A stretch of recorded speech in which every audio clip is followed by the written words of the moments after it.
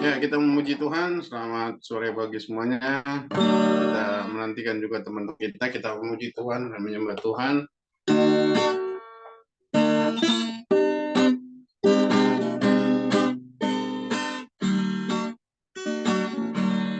Tuhan menetapkan langkah-langkah orang. Haleluya.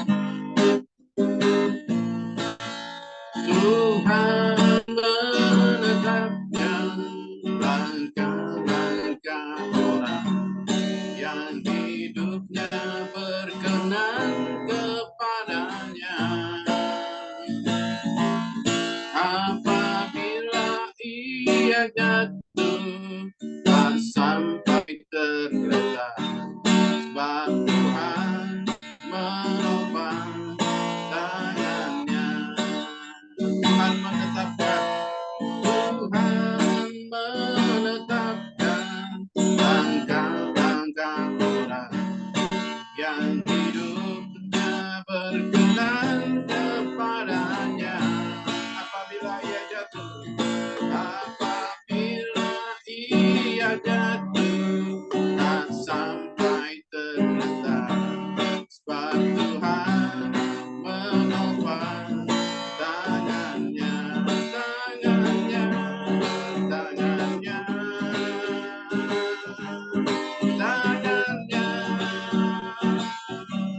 Sebab Tuhan menopang tangannya. Apabila ia jatuh, tak sampai tergeletak, sebab Tuhan menopang tangannya. Kita percaya tangan Tuhan tidak membiarkan kita jatuh tergeletak. Kita bersyukur punya Allah yang luar biasa mengasihi kita. Kita anggap pujian ini, Tuhan menetapkan langkah-langkah orang. Tuhan menetapkan langkah-langkah orang yang hidupnya berkenan kepadanya. Apabila ia jatuh, tak sampai tergeletak, sebab Tuhan menopang tangannya. Tangannya, haleluya. Tangannya, sebab Tuhan menopang tangannya. Apabila ia jatuh, tak sampai tergeletak, sebab Tuhan menopang tangannya. Tangannya,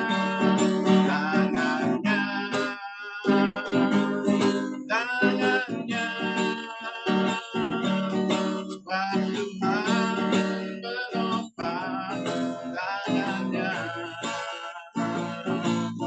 Apabila ia jatuh, tak sampai tergeletak, sebab Tuhan menopang tangannya. Sebab Tuhan menopang tangannya. Sebab Tuhan menopang tangannya. Haleluya. Jangan menyembah Tuhan dalam kehidupan kita. Gelombang apapun datang kita percaya jadi bawa naungan sayap, bahkan akan membawa kita terbang lebih tinggi lagi.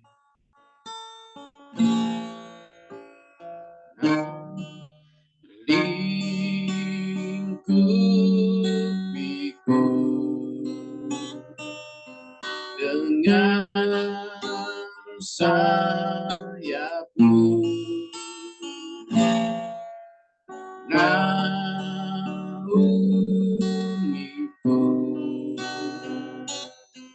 dalam kuasamu. Di saat badai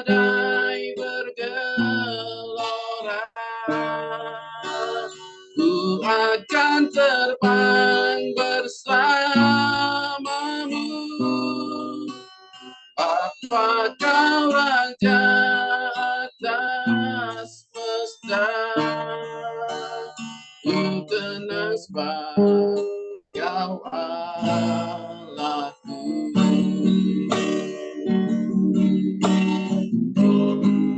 Jiwaku tenang, jiwaku tenang dalam Kristus. Lihat kuasanya dalam keheningan,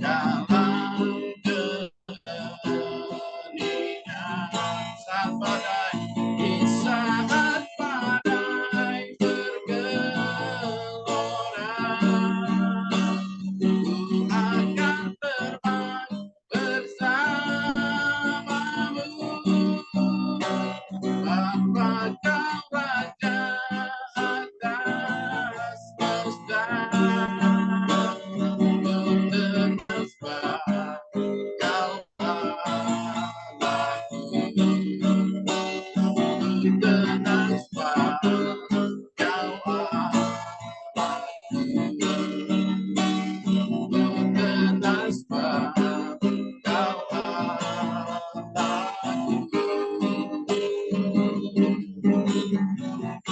Terima kasih Tuhan, Engkau melalui kami dalam kepaksaianmu, Engkau menjaga hidup orang yang pada Engkau pandang dan teladan. Kami tetap berdiri di hadapan-Mu, tangan-Mu yang menopang kami, Engkau yang membagikan kekuatan bagi kami. Yesus, Juru Selamatnya telah menebus dosa kami, menyelamatkan kami. Terpujilah Engkau Tuhan, hanya Engkau yang layak ditinggikan, layak diagungkan selama-lamanya.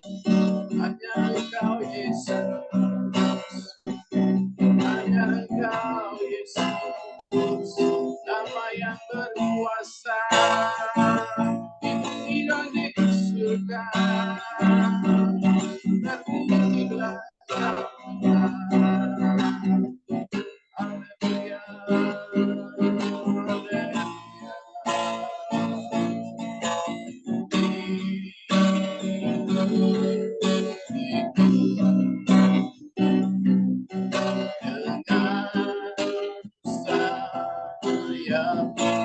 Naungi kami Tuhan,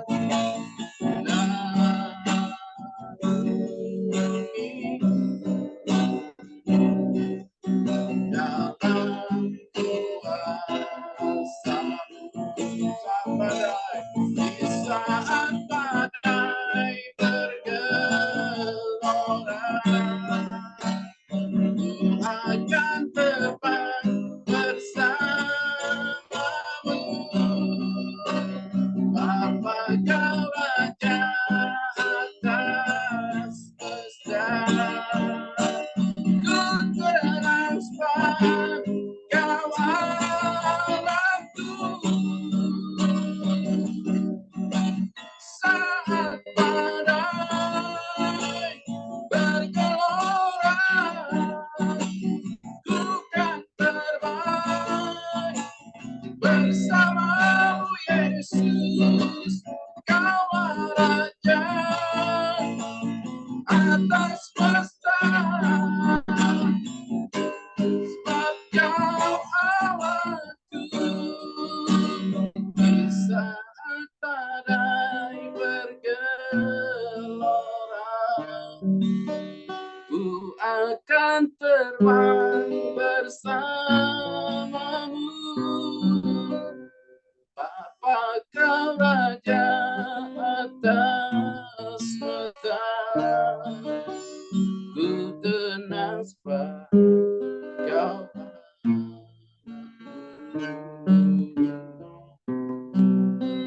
Ku tenang sebab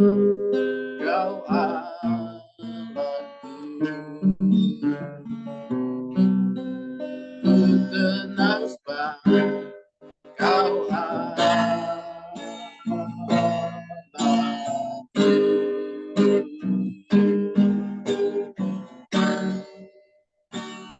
Ya, kami silakan Pak Pendeta Johan Sampiako membuka ibadah dalam doa. Shalom. Ya, Bapa kami di sorga, kami menaikkan ucapan syukur dan terima kasih kami kepadamu karena Tuhan yang memberikan kami kehidupan dan Tuhan meletakkan kami di telapak tangan-Mu, tangan Tuhan yang selalu menopang kami tiap-tiap hari. Kalau sampai hari ini kami boleh hidup, menikmati kesehatan, menikmati kekuatan, menikmati pemeliharaan Tuhan, ini semua karena anugerah Tuhan. Itu sebabnya hal yang dapat kami ingin balaskan apa yang Tuhan sudah beri dalam kehidupan kami. Kami mau duduk diam di hadapan hadirat-Mu, memuji dan menyembah, mengagungkan Engkau, mendengarkan suara Tuhan melalui ibadah FM pada sore hari ini. Engkau mengurapi setiap hamba-hamba-Mu yang mengambil bagian dalam pelayanan, baik itu WL, baik itu firman Tuhan, bahkan diskusi-diskusi yang memberkati kami pada sore hari ini, supaya diskusi yang benar-benar akan membawa kami untuk makin mengerti rencana Tuhan secara pribadi dalam kehidupan kami Tuhan. Segala hal-hal yang coba-coba untuk mengacaukan perbincangan, Tuhan kami mau patahkan dan tolak dalam nama Tuhan Yesus Kristus. Kami hanya minta roh hikmat Tuhan untuk memenuhi setiap hati kami, supaya apa yang kami lakukan di hari ini, sore ini, semuanya mendatangkan hormat kemuliaan bagi Tuhan. Kami berdoa buat teman-teman kami yang lain yang belum masuk dalam Zoom ini, Tuhan Engkau akan tolong supaya kami bisa bergabung bersama-sama untuk bersekutu, berdoa bersama di dalam Engkau ya Bapa. Di dalam nama Yesus kami buka ibadah Zoom pada FM pada sore hari ini, dan semua kami mau serahkan dalam tangan-Mu, tidak ada gangguan apapun termasuk sinyal dan semuanya kami mau serahkan dalam tangan Tuhan. Dalam nama Yesus kami berdoa dan mengucap syukur. Haleluya. Amin. Amin. Kita kembali memuji Tuhan. Begitu besar kasih Allah pada kita. Anak kita pasti akan diberkati. Begitu besar, begitu besar kasih Allah pada kita. Berkatilah anak cucu kita di mana-mana. Tuhan mengubah miskin dan menjadikan kaya, merendahkan dan meninggikan juga. Berbahagialah, berbahagialah bagi orang yang percaya.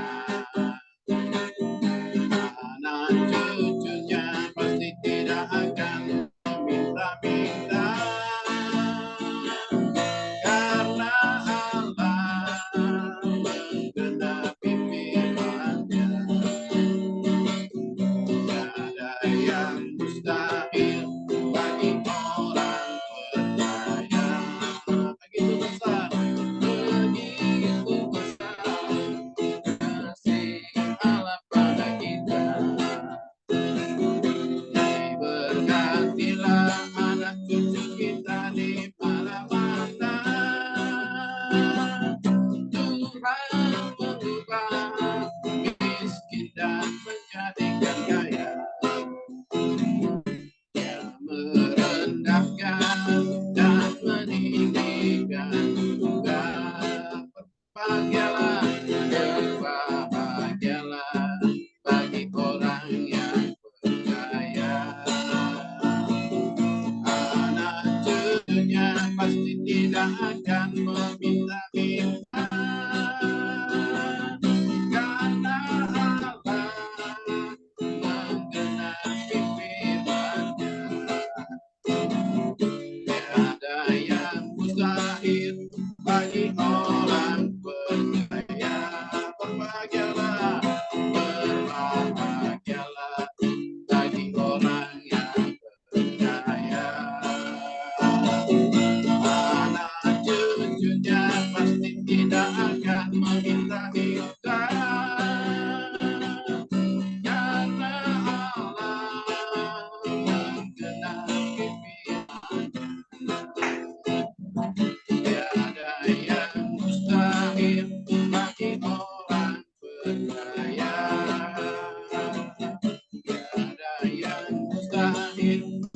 bagi orang percaya.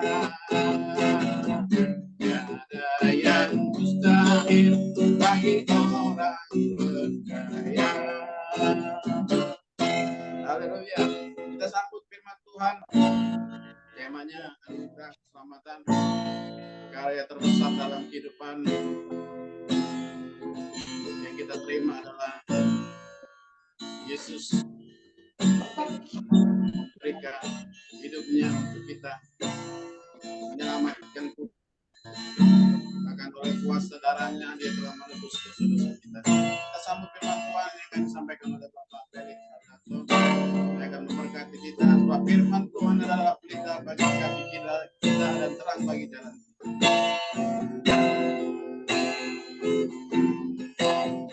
Kasih yang terindah, hati yang mulia, hanya kutemukan di dalam-Mu, Yesusku. Pujian dari hatiku selalu di setiap waktu. Tiada pernah berubah kasih-Mu, kasih yang terindah,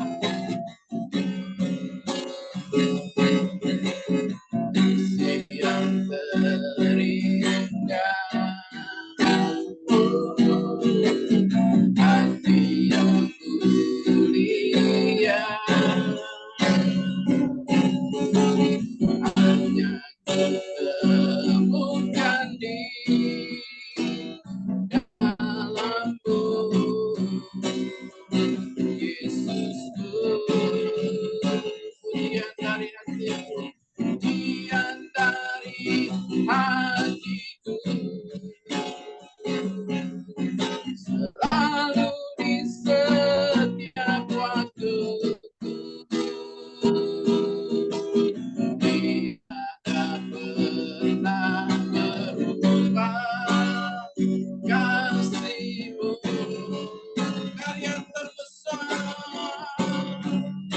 karya terbesar dalam hidupku, pengorbananku yang selamatkanku.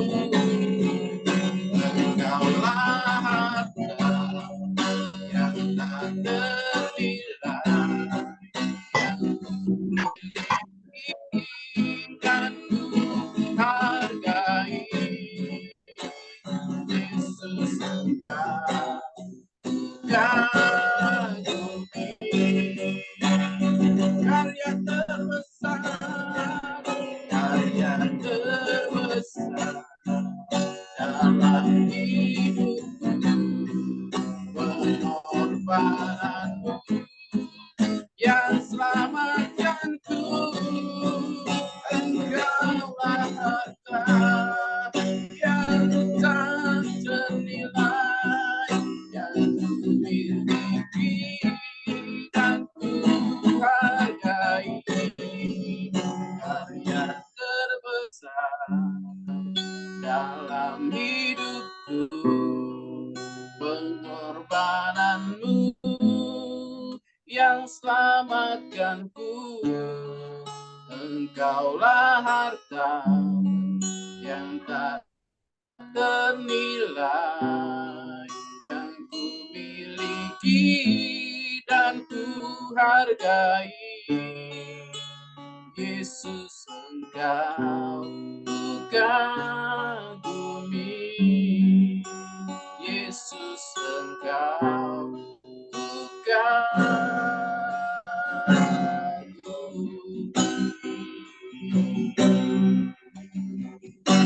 Haleluya. Langsung ya, Pak. Silakan namanya Bapak Bapak Tuhan Yesus yang baik, Kami sungguh bersyukur Bapak, karena pada sore hari ini kami masih diberi nafas, diberi kehidupan, diberi kesempatan untuk boleh bersekutu kembali di dalam nama Engkau Bapak. Sebentar kami akan mendengarkan juga suara hatimu Bapak. Kiranya Engkau bibir anakmu ini, sehingga apapun yang disampaikan merupakan suara hatimu, bukan suara hati anakmu ini Bapak. Engkau pimpin pemberitaan firman ini dari awal pertengahan hingga selesai Bapak. Kau urapi setiap yang mendengarkannya. Di dalam nama Tuhan Yesus kami berdoa. Haleluya. Amin. Selamat sore semuanya. Ya, saya pada sore hari ini ingin membawakan tema anugerah keselamatan. Karena saya memakai kata anugerah karena biar kita sadar bahwa keselamatan yang kita peroleh itu sama sekali tidak ada kontribusi kita sedikit pun. Kalau yang namanya anugerah atau kasih karunia itu adalah sebuah pemberian yang kita terima tanpa kontribusi apapun dari kita. Kalau seandainya punya kontribusi, itu namanya upah. Oleh karena itu saya memakai tema anugerah keselamatan. Baik, saya bacakan firman-Nya. Saya ambil dari Efesus 2 ayat 1 sampai dengan 10. Saya bacakan. Efesus 2 ayat 1 sampai 10. Ayat 1. Kamu dahulu sudah mati karena pelanggaran-pelanggaran dan dosa-dosamu. Kamu hidup di dalamnya karena kamu mengikuti jalan dunia ini. Karena kamu mentaati penguasa kerajaan angkasa, yaitu roh yang sekarang sedang bekerja di antara orang-orang durhaka. Ayat ketiga, sebenarnya kami dahulu semua juga terhitung di antara mereka. Ketika kami hidup dalam hawa nafsu daging dan menuruti kehendak daging dan pikiran kami yang jahat, pada dasarnya kami adalah orang-orang yang harus dimurkai sama seperti mereka yang lain. Ayat 4, tetapi Allah yang kaya dengan rahmat oleh karena kasih-Nya yang besar yang dilimpahkannya kepada kita, telah menghidupkan kita bersama-sama dengan Kristus, sekalipun kita telah mati oleh kesalahan kita, oleh kasih karunia kamu diselamatkan. Dan di dalam Kristus Yesus Ia telah membangkitkan kita juga dan memberikan tempat bersama-sama dengan Dia di sorga. Supaya pada masanya yang akan datang, Ia menunjuk kita kekayaan kasih karunia-Nya yang melimpah-limpah sesuai dengan kebaikan-Nya terhadap kita dalam Kristus Yesus. Sebab karena kasih karunia kamu diselamatkan oleh iman. Itu bukan hasil usahamu, tetapi pemberian Allah. Itu bukan hasil pekerjaanmu, jangan ada orang yang memegahkan diri. Karena kita ini buatan Allah diciptakan dalam Kristus Yesus untuk melakukan pekerjaan baik yang dipersiapkan Allah sebelumnya. Ia mau supaya kita hidup di dalamnya. Amin. Saya itu pernah setel sebuah YouTube. YouTube itu adalah dari saudara kita yang menyeberang. Ya. Nah, biasa sampai sekarang paling keren adalah setiap yang menyeberang dari keluarga kita, biasanya mereka itu paling suka mengutip ayat Alkitab untuk menyerang kita, tetapi ayat Alkitab yang dikutip otomatis sudah termanipulasi. Salah satu itu adalah seorang yang sudah menyeberang dan namanya sangat terkenal, itu nama depannya sama saya sama, ya itu gambarannya. Dia mengutip sebuah ayat dari Kejadian, ya, supaya bisa menyerang kita. Dia mengatakan begini, di dalam Kejadian 3 itu ada perintah Tuhan kepada Adam dan Hawa. Jangan kamu makan buah pengetahuan baik dan buruk. Ketika kamu makan, kamu akan mati. Nah, YouTube ini menggambar dia di dalam sebuah perkumpulan yang banyak pendengarnya, lalu dia berkata begini, setelah dia makan, apakah Adam dan Hawa mati? Ternyata tidak. Kalau demikian, artinya Tuhan mereka adalah pembohong. Itu yang dipergunakan. Jadi kita memang sering menghadapi situasi yang seperti begini. Ya, oleh karena itu, pada hari ini saya ingin sedikit lebih detail membicarakan ini. Di dalam diri manusia itu sebetulnya itu terdiri dari 3 unsur, tubuh, jiwa, dan roh.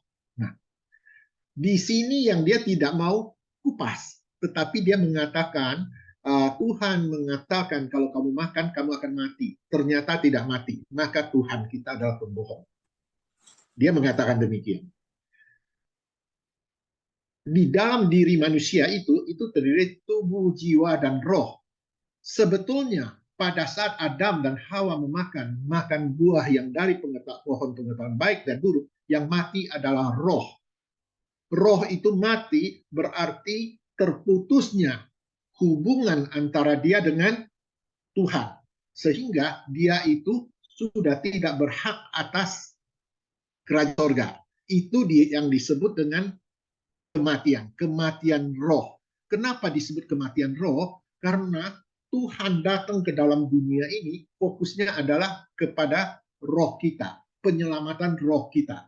Supaya roh kita waktu meninggal tidak masuk dalam api neraka.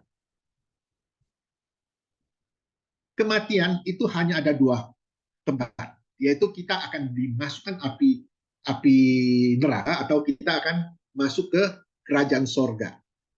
Nah, karena naturnya sejak Adam dan Hawa jatuh ke dalam dosa, kita semua sudah menjadi orang berdosa. Oleh karena itu Paulus mengatakan, kamu dahulu sudah mati karena pelanggaran-pelanggaran dan dosamu. Kadang-kadang kita akan berkata begini, saya dari kecil sudah Kristen, saya hidup dengan baik. Kenapa sih dikatakan kamu dahulunya sudah mati? Kenapa sih dikatakan saya berdosa? Karena kita masih hidup di dunia ini. Kita terpapar dengan setiap hal-hal yang berkaitan dengan dunia ini. Kalau Tuhan Yesus datang, Tuhan itu konsentrasinya adalah kepada kehidupan roh, maka yang bersifat dunia ini semua konsentrasinya adalah kepada jiwa dan tubuh. Itu adalah dunia. Sehingga Tuhan mengurusi roh kita, menyelamatkan. Yang ini tanggung jawab kita. Nah, jiwa dan tubuh inilah yang selalu menggoda kita untuk jatuh ke dalam dosa.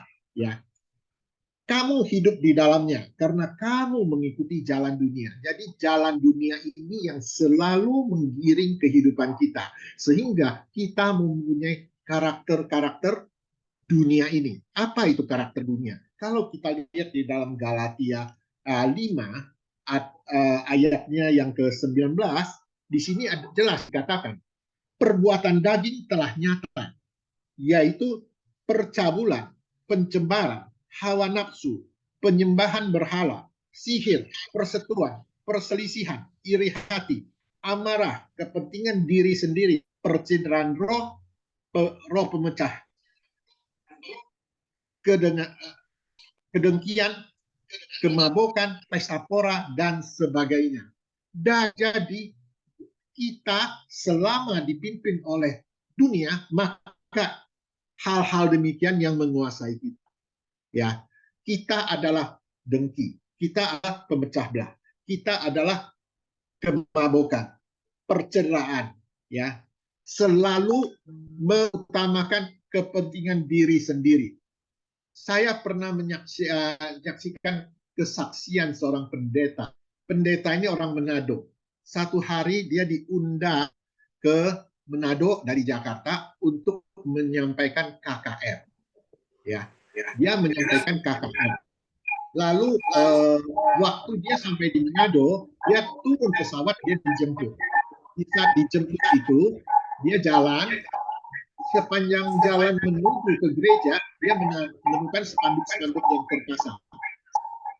Spanduk-spanduk itu tuliskan, hadirilah KKR besar, di sini akan ada mujizat penyembuhan, pemulihan ekonomi. Lalu dia dalam hati, ini rohaninya di mana? Bicara semua sifatnya berkaitan dengan duniawi, yaitu kesembuhan dan juga ekonomi. Tetapi karena dia sudah sampai di situ, dia sebetulnya dia mengatakan dia itu tidak punya karunia penyembuhan. Dan dia tidak pernah melakukan altar call. Tetapi tuan rumah itu berpesan kepada dia, udah kamu altar call aja, orang-orang sudah datang. Setelah begitu, nggak lama kemudian dia altar call. Dia di depan dia lakukan altar call. Waktu dia altar call itu ada orang yang naik kursi roda, dia doakan. Orangnya bisa berdiri, bisa jalan. Terus ada orang yang mengeluh sakit perut, dia doakan bisa sembuh. Semua penyakit sembuh. Ya, yang sembuh dari lumpuh itu ada beberapa orang. Saya sendiri terkaget-kaget. Saya belum pernah doakan penyembuhan, karunia penyembuhan, tetapi ini bisa terjadi. Dia terkaget-kaget. Lalu setelah selesai ibadah, mereka itu pendeta ini diundang makan di belakang gereja. Nah, itu sudah disiapkan beberapa meja. Nah, waktu dia makan, meja yang satunya itu isinya adalah pengurus-pengurus gereja. Gak lama kemudian, orang yang tadi lumpuh, sudah bisa lari, bisa jalan, lari menuju dekat dia pikir ingin ucapkan terima kasih kepada dia. Ternyata ini jalan melampaui dia. Sampai ke meja yang sebelahnya, dalam bahasa Manado mereka tidak sadar bahwa pendeta ini Manado, dia katakan, udah cepetan bayarannya, saya mau pulang. Artinya, ini adalah sebuah penipuan, pencederaan mimbar Tuhan. Yaitu di situ mereka membuat drama seolah-olah ada penyembuhan demi orang bisa menganggap gereja ini gereja yang penuh mujizat. Itulah yang dikatakan dahulu kamu mati karena kita dipimpin oleh kedagingan kita. Kita masih bertindak atas kepentingan diri kita sendiri dengan mengabaikan Tuhan. Ya, oleh karena itu Paulus mengatakan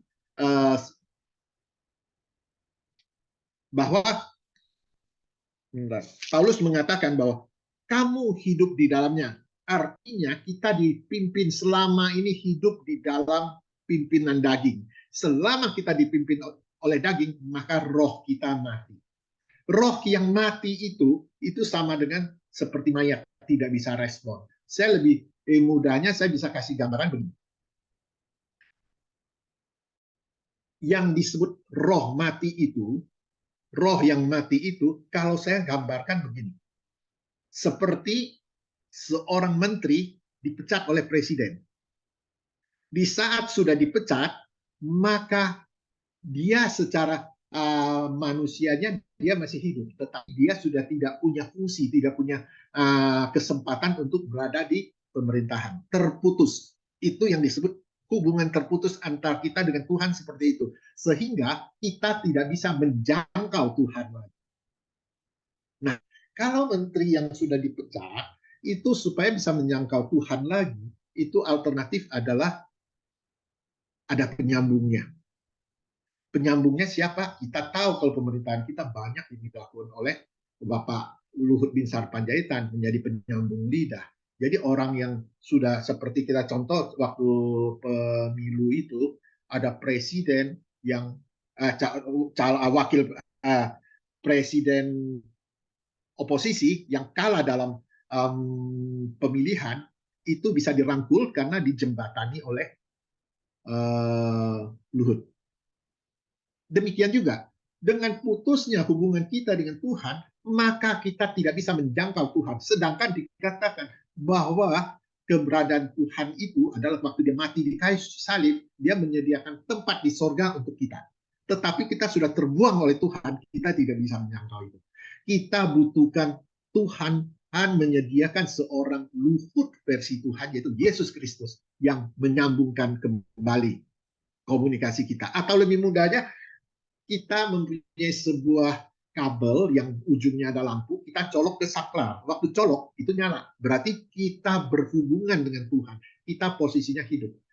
Dicabut, itu berarti terputus. Maka lampu ini tidak bisa nyala.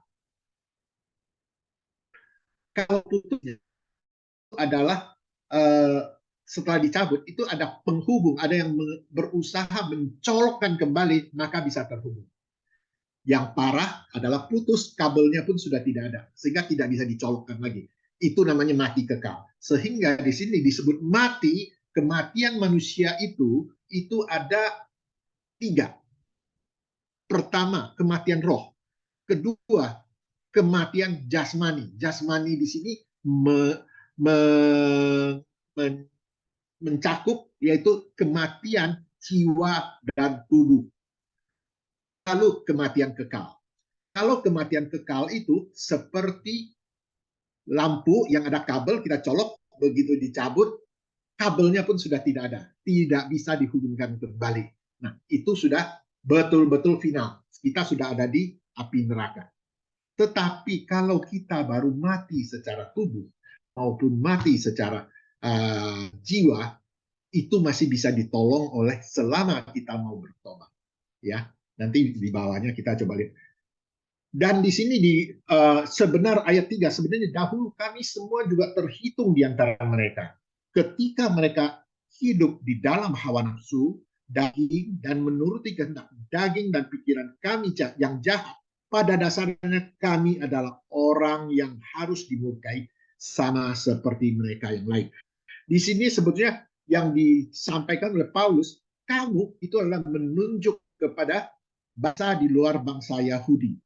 Kami itu adalah berarti Paulus dan saudara-saudaranya. Berarti ini berbicara mengenai bangsa pilihan, yaitu bangsa Israel, bangsa Yahudi. Nah, jadi di sini adalah bahwa kita yang dulunya berdosa, Paulus pun dulu berdosa, tetapi dia bertobat.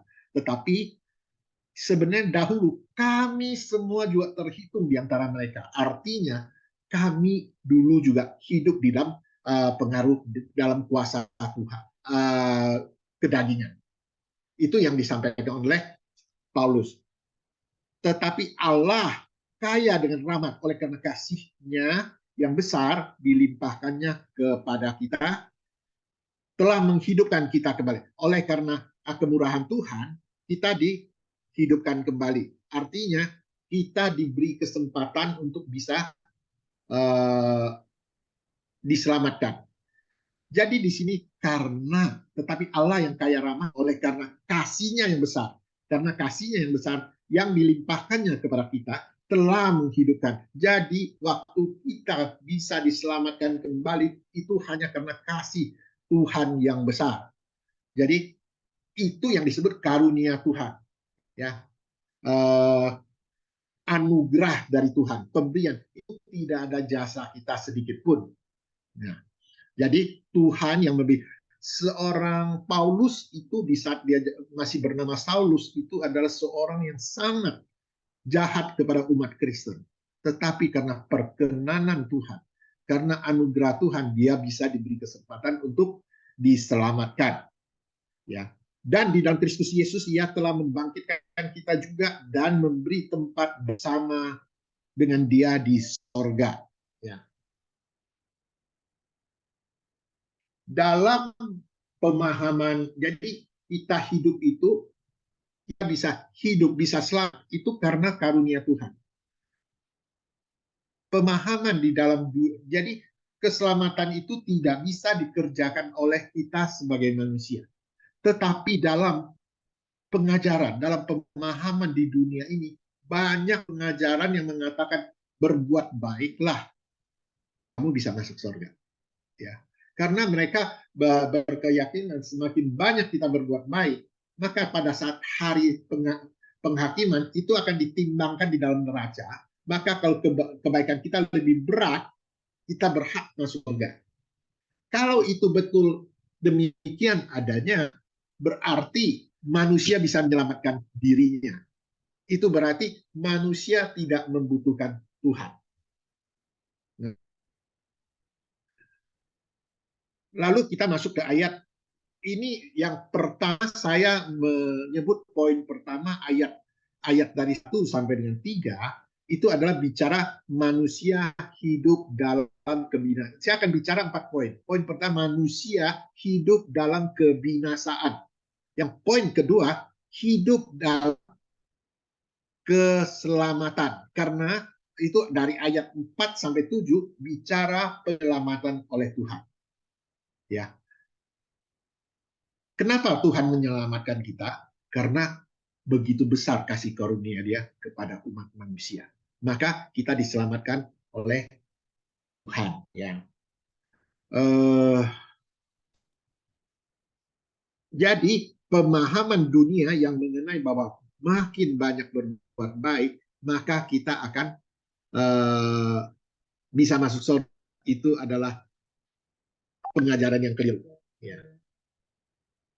Lalu yang poin yang ke ayat 8 dan 9 itu dikatakan, itu saya masukkan 8 dan 9 sebagai hidup dalam iman.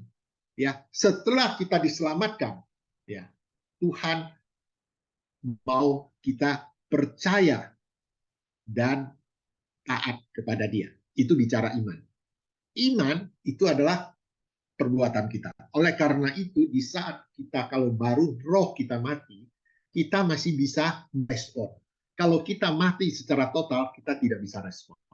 Jadi di sini, di saat kita berdosa, roh kita mati. Tetapi Tuhan masih beri kesempatan kita untuk merespon, yaitu kita diberi untuk percaya. Di saat kita percaya, maka kita bertindak, maka kita beriman. Ini di ayat 8 dikatakan, sebab karena kasih karunia kamu diselamatkan oleh iman. Iman yang menyelamatkan kita.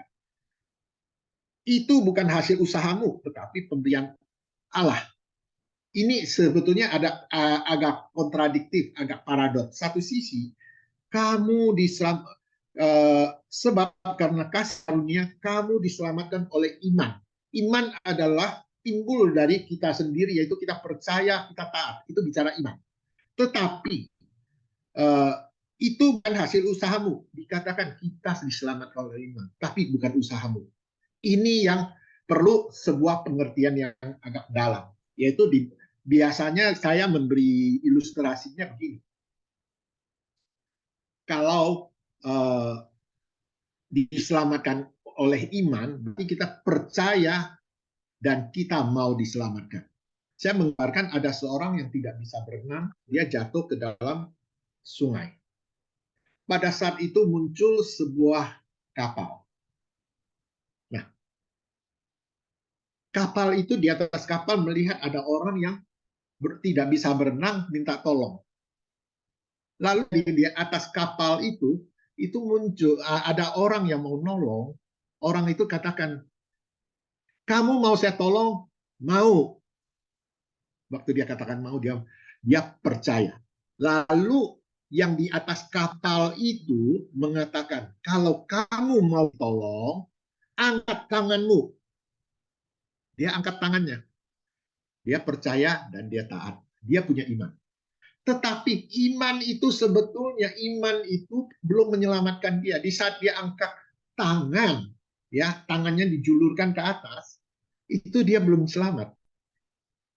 Tetapi disebut oleh kasih karunia, itu adalah karena kasih, karena pemberian. Artinya orang di atas kapal mengulurkan tangan, menarik tangan orang ini. Pada saat orang ini mengangkat tangan, dia punya iman. Tapi iman itu sebetulnya, iman itu adalah bagian dari penyelamatan, tetapi belum bisa menyelamatkan.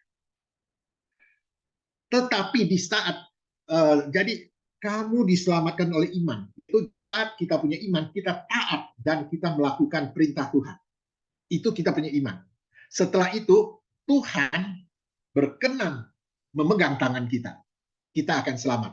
Inilah ayat ini sedikit kontradiktif, dikatakan Sebab karena kasih karunia kamu diselamatkan oleh iman.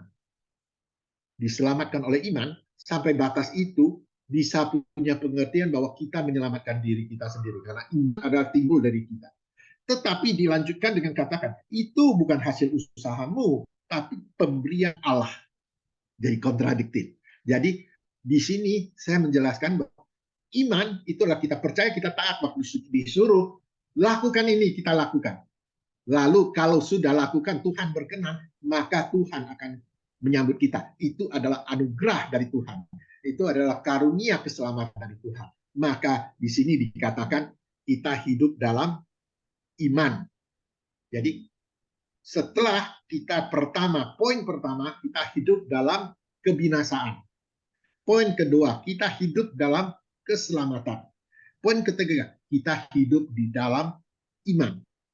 Jadi kita supaya bisa selamat, bisa selamat dari kebinasaan, kita harus minta tolong kepada Tuhan, anugerah Tuhan menyelamatkan. Setelah menyelamatkan, tidak selesai sampai di situ. Itu seperti orang kusta seorang itu yang minta tolong Tuhan, Tuhan sudah menolong mereka, menyembuhkan mereka, selesai di situ mereka pergi. Artinya yang kembali cuma satu orang Samaria. Artinya yang kembali itu punya iman.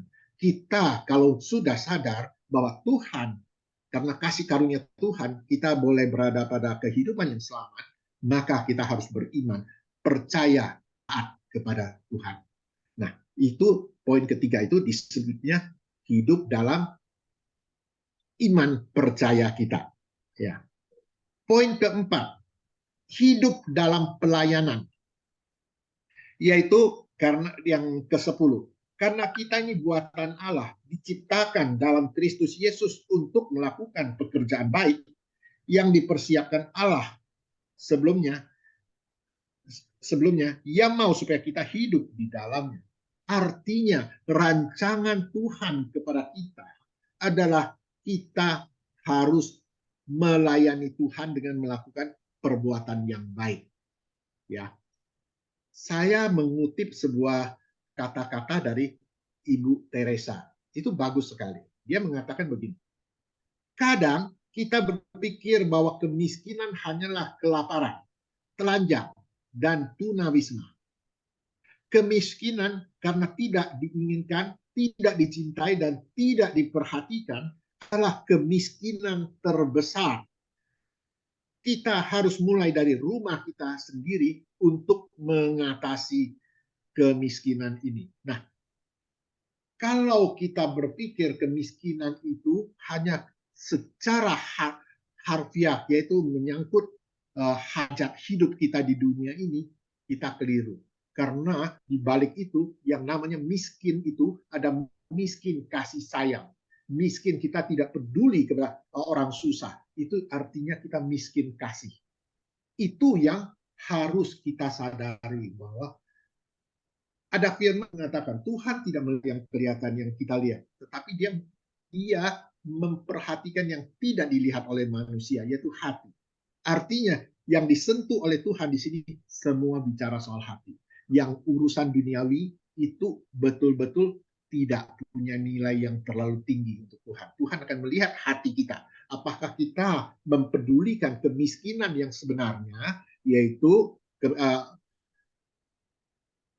kemiskinan yaitu tidak diinginkan, tidak dicintai, dan tidak diperhatikan. Itu yang harus kita ambil posisi itu. Saya belum lama ini mendengar sebuah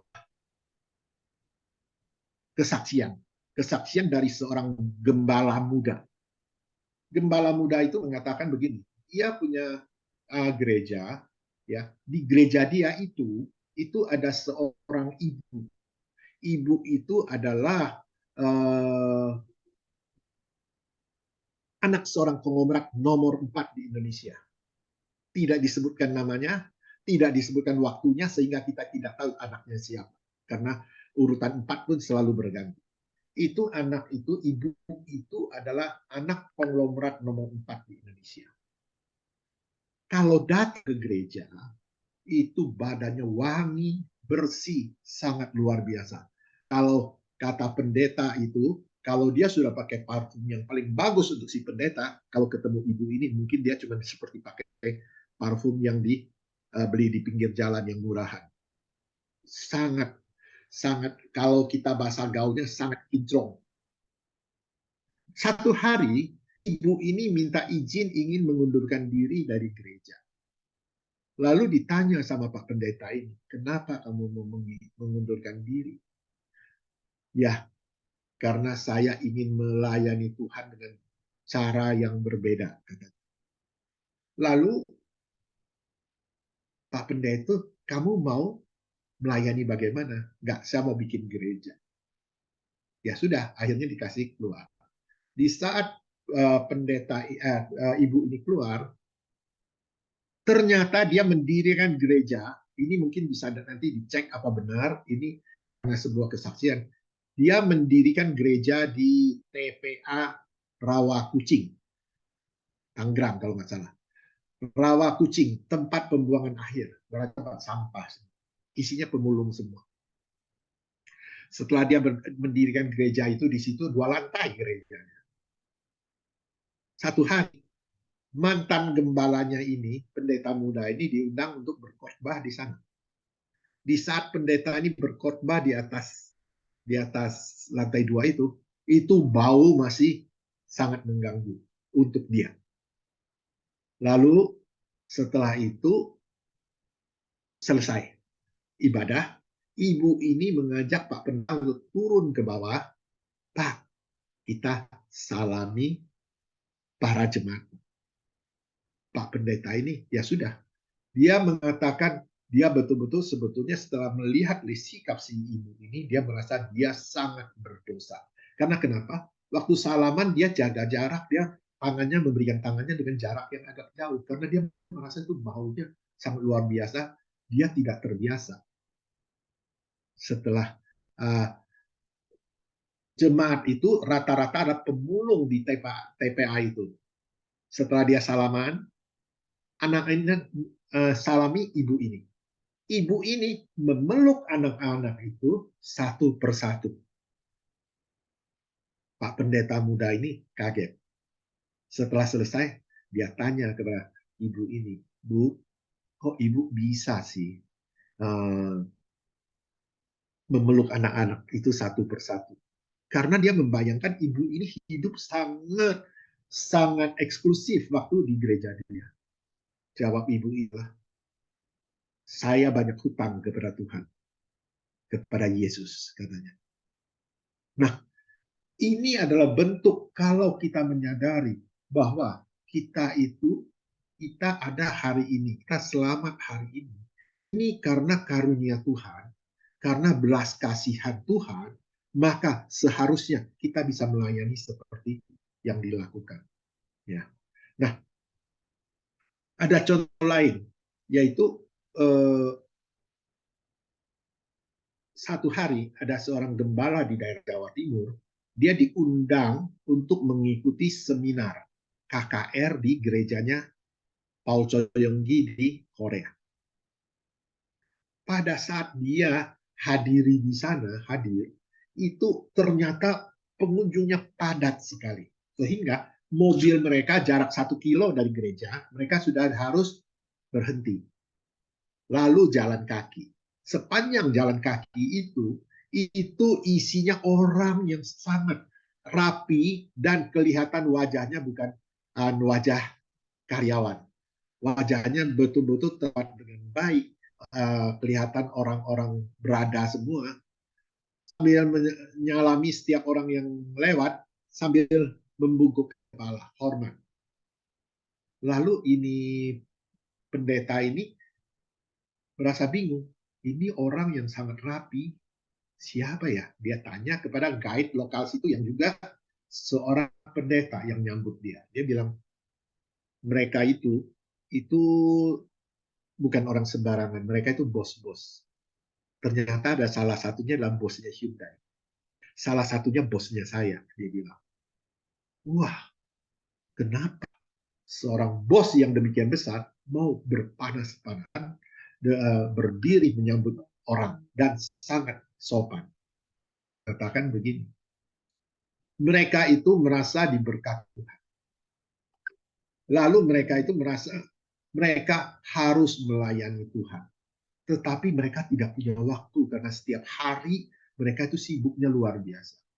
Sehingga pada saat KKR itulah hari Minggu itu mereka punya waktu. Sehingga mereka mengambil waktu 2 jam untuk sekedar untuk menyambut orang. Mereka tidak melihat itu pekerjaan yang kelihatannya mungkin tidak pantas untuk ukuran mereka. Tapi mereka mau melayani. Itulah yang Tuhan inginkan ketika kita sadar bahwa kita sudah diberkati Tuhan, dianugerahkan keselamatan, kita yang harusnya di api neraka sudah dipindahkan ke keselamatan, ke kerajaan sorga, maka kita harusnya melayani Tuhan dengan tulus dan baik. Ya, yang namanya pelayanan itu kemarin saya baru dengar sebuah cerita yang sangat baik. Saat ini banyak orang melayani Tuhan itu dengan agenda terselubung.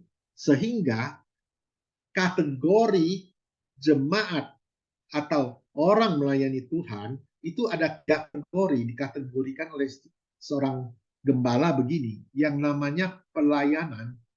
Saat ini jemaat itu datang ke gereja, itu ada 3 kategori.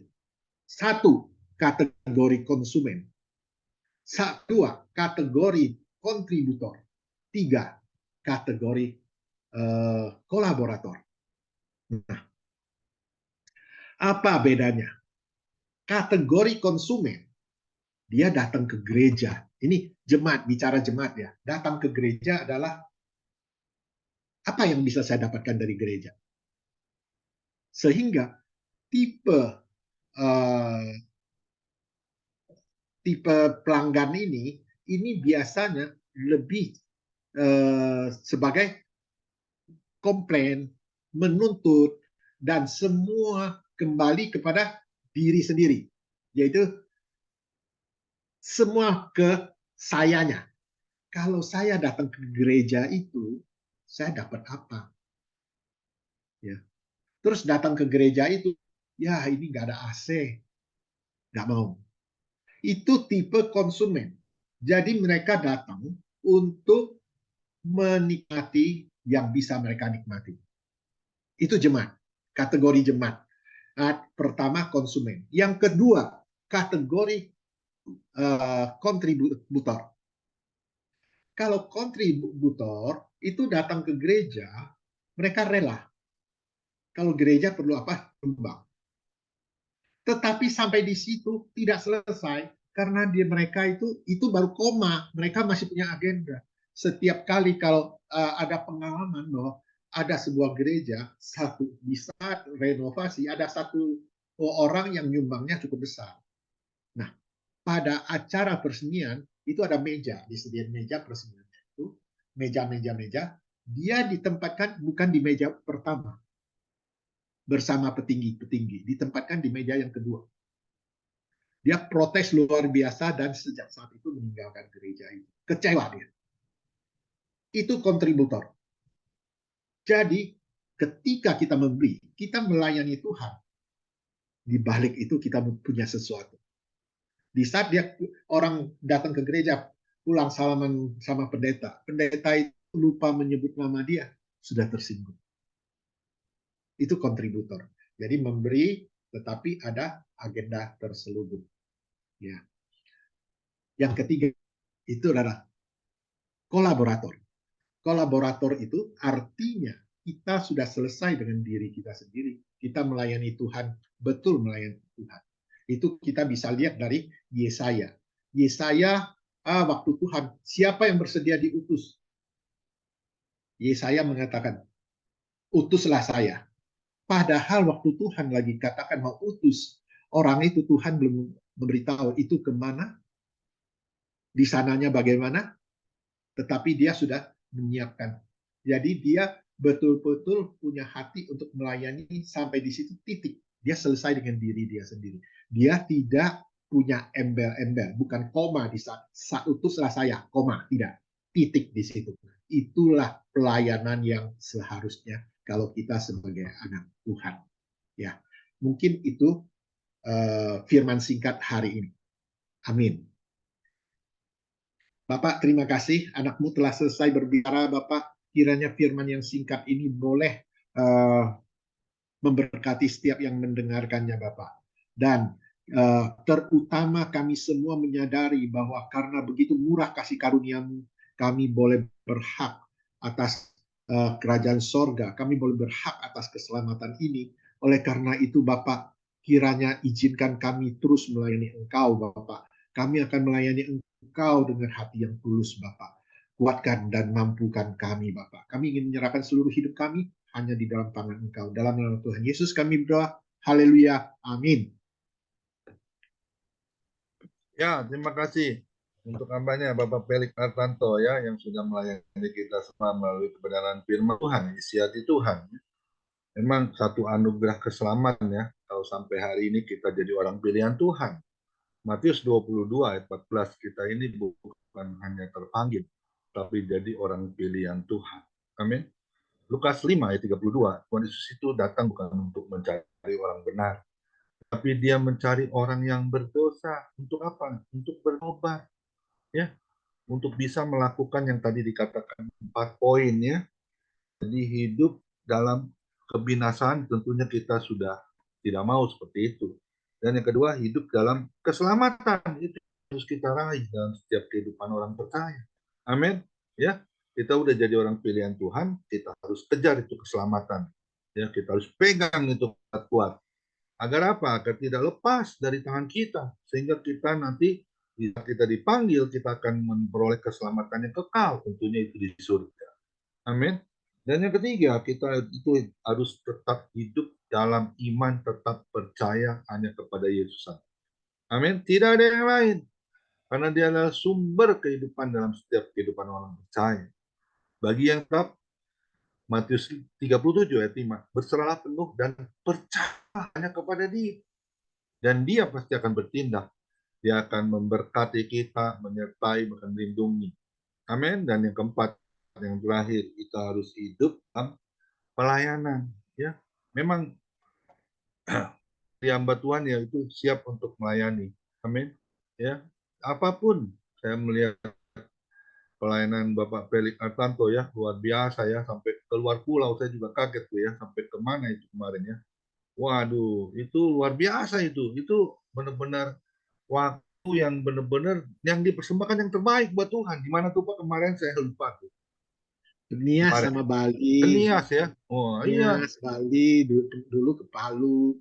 Luar biasa ya. Itu bukan dekat loh, itu jauh loh. Ya, dan ditempuhnya juga ya, pasti jalannya turun naik ya. Waduh, seperti saya ingat waktu ketika pelayanan di Lampung ya. Saya ditinggalin itu ya, sendirian ya. Yang lain kocar-kacir kemana-mana dibagi-bagi ya. Saya sendirian. Aduh, yang lain bisa berdua-berdua. Saya sendirian loh. Waduh. Jantung sih deg-degan ya. Tapi saya tetap melayani ya, karena saya sudah komitmen ya untuk melayani di Lampung ya. Bahkan teman saya bilang, ini kurang hamba Tuhan satu nih. Oh langsung ingat saya dia. Mingguan, nanti tunggu di tol ya, kita berangkat ke Lampung. Ya mau tak mau ya, saya harus siap. Karena saya bilang, kalau tidak ada hamba Tuhan, saya siap untuk melayani Tuhan. Ya, amin. Itu yang harus kita lakukan. Karena di Matius 20-28, seperti Tuhan Yesus sama seperti anak ya, dia datang ke dunia bukan untuk dilayani tapi untuk melayani dan menyerahkan dirinya untuk penebusan bagi setiap orang sehingga orang boleh datang kepada Yesus. Terima kasih Pak Bapak Felix Artanto yang sudah melayani semua ya. Kita semua diberkati firman Tuhan ya hari ini ya. Luar biasa banyak kiranya Tuhan pakai pelayanan Bapak Felix Artanto bersama istri, anak mantu, cucunya udah ada Pak Felix. Sudah lahir Bulan Mei, cucunya. Pak. Bulan Mei, Pak. Oh, kan 2 bulan mewah Mei. sebentar lagi. Udah tahu dong laki perempuan.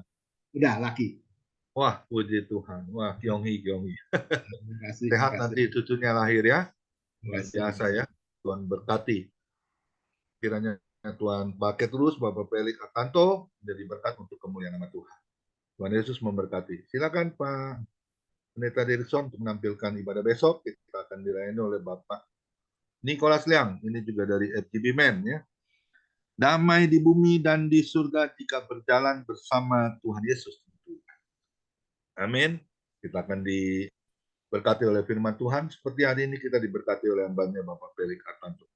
Silakan satu pujian Pak Pendeta Dirkson untuk sebelum masuk doa syafaat oleh Ibu Lydia Jumali. Tuhan Yesus memberkati. Ya, terima kasih buat firman Tuhan dan kita akan berdoa syafaat.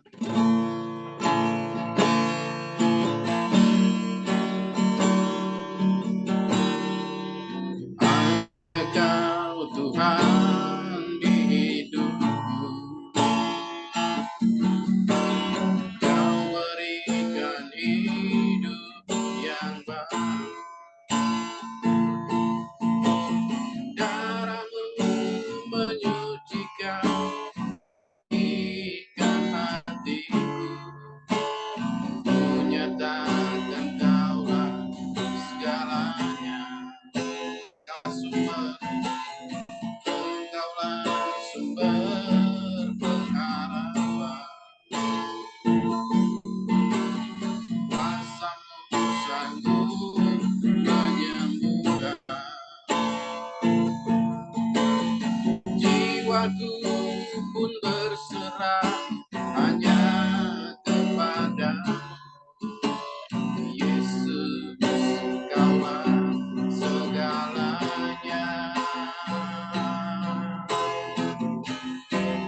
Karena salib-Mu ku hidup, karena salib-Mu ku menang. Engkau yang berkuasa, sanggup untuk melakukan mujizat-Mu di hidupku. Engkaulah sumber pengharapan. Engkaulah sumber pengharapan. Kuasa-Mu sanggup menyembuhkan. Jiwaku berserah hanya kepada-Mu. Yesus, Kaulah segalanya. Karena salib-Mu ku hidup, karena salib-Mu ku menang. Engkau yang berkuasa, sanggup untuk melakukan mujizat-Mu. Karena salib-Mu ku hidup, karena salib-Mu ku menang. Engkau yang berkuasa, sanggup untuk melakukan mujizat-Mu di hidupku.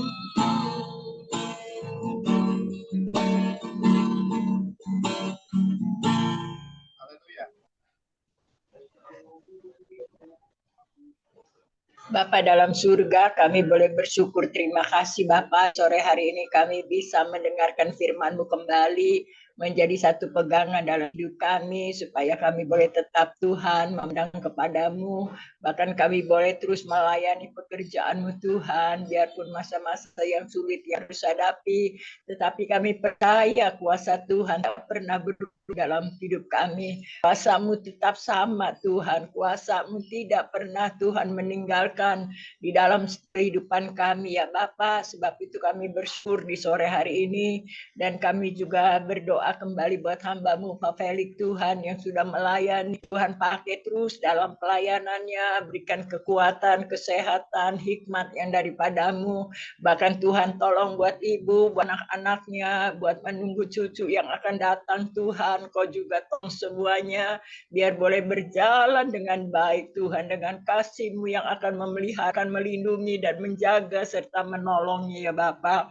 Dalam usahanya juga Tuhan Kau memberkati, Kau campur tangan ya Tuhan. Terima kasih Bapa, kami serahkan semuanya ke dalam tangan pengasihan Tuhan. Biar tangan Tuhan terus menyertai, menolong dan campur tangan Tuhan.